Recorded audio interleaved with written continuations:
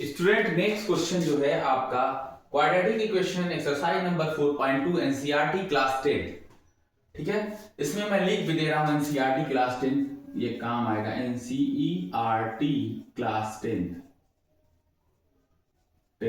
ठीक है, इसमें क्या होगा स्टूडेंट, चलिए देख लेते हैं इसको।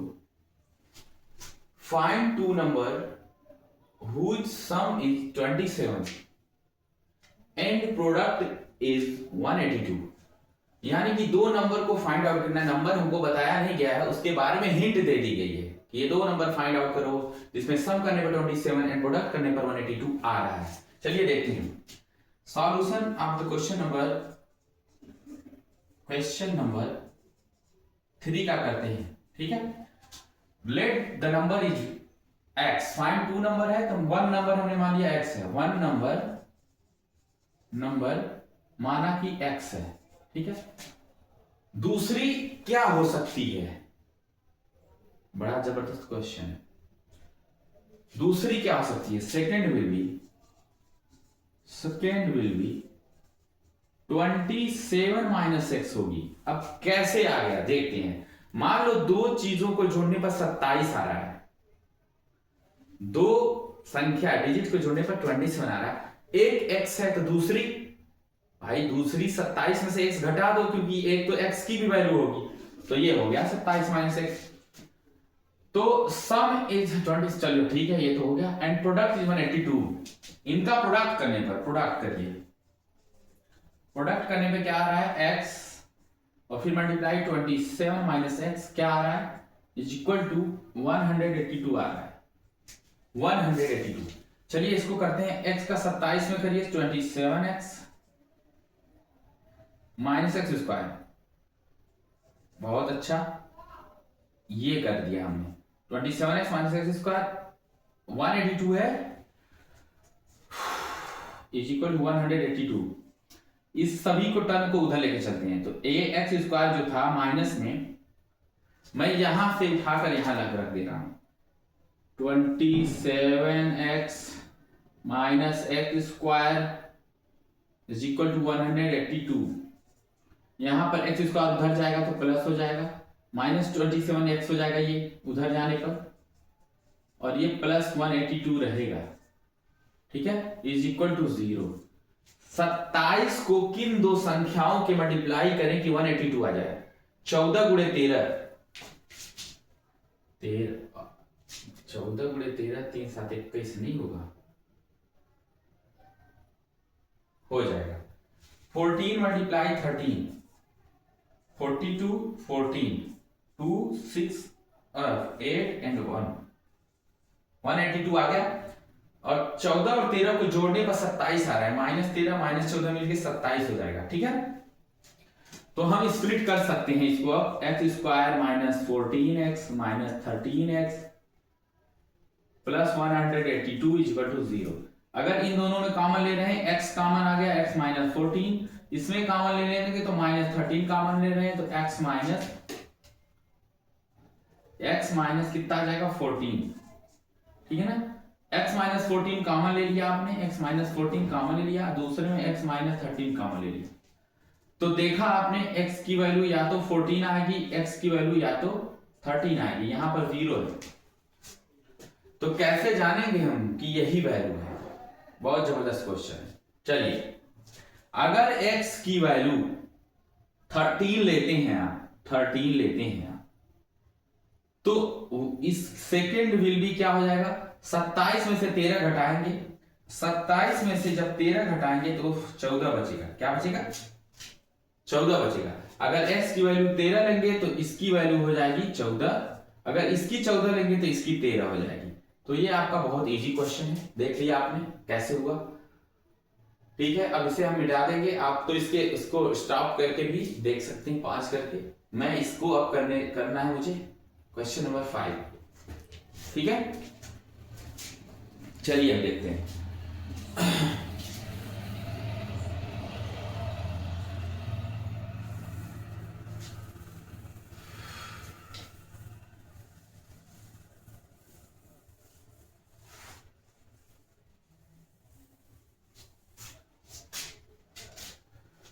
चलिए देखते हैं पांचवा, the altitude of A right triangle is 7 centimetre less than it's base. Right triangle को जरा समझते हैं बना करके। राइट ट्रायंगल होता है इस तरीके से, जिसमें एक एंगल 90 डिग्री का होगा। स्टूडेंट इसका नाम रख देते हैं ए बी सी, ठीक है। ये बेस होता है और ये होता है हाइपोटेनस, हाइपोटेनस, हाइपोटेनस, और ये होता है आपका ये होता है परपेंडिकुलर, परपेंडिकुलर, परपेंडिकुलर, और ये होता है हाइपोटेनस, हाइपोटेनस। ये स्टूडेंट होता है हाइपोटेनस। चलिए देखते हैं अब क्या होगा।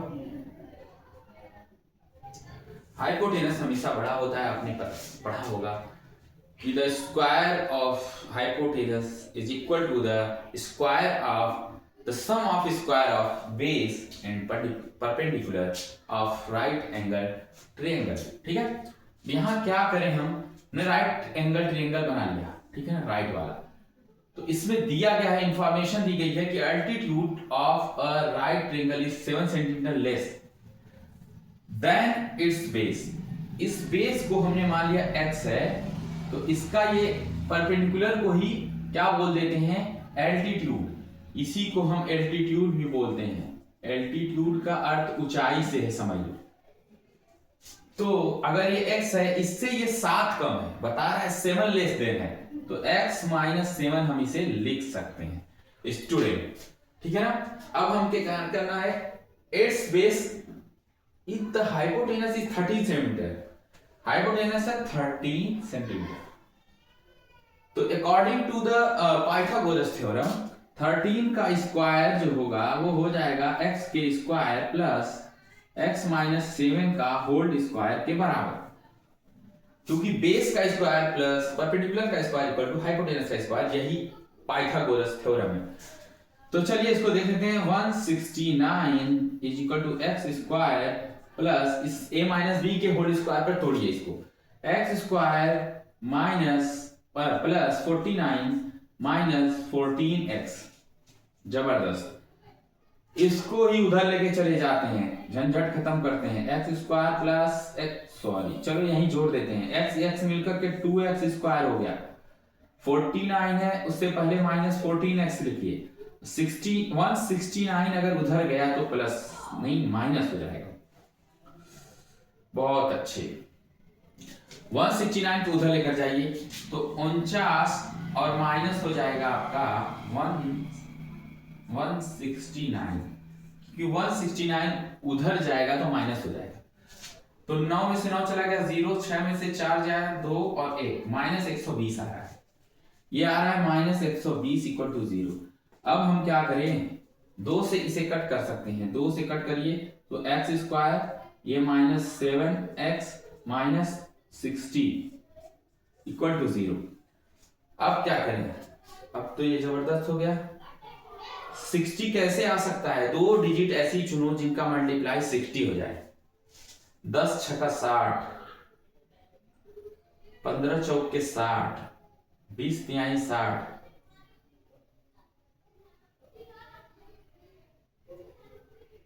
6 दहा में 60।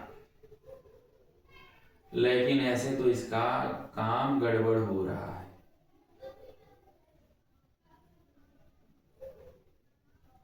कैसे होगा, स्प्लिट नहीं हो रहा है स्टूडेंट।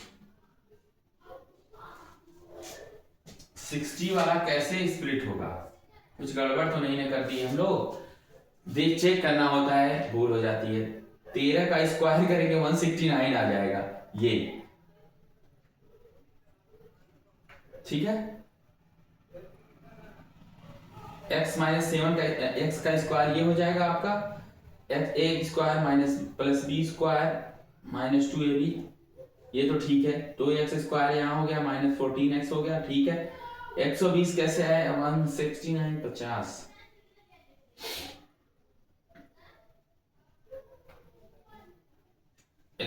फिर कट किया तो आ गया एक्स स्क्वायर माइनस 7 माइनस 60। तो अब ये क्यों नहीं आ रहा, चलिए करके देखते हैं। 2 से करिए 30 आ रहा है, 2 से करिए 15 आ रहा है, 3 से करिए 5 आ रहा है, 5 से करिए 3 आ रहा है, 3 5 आ रहा है।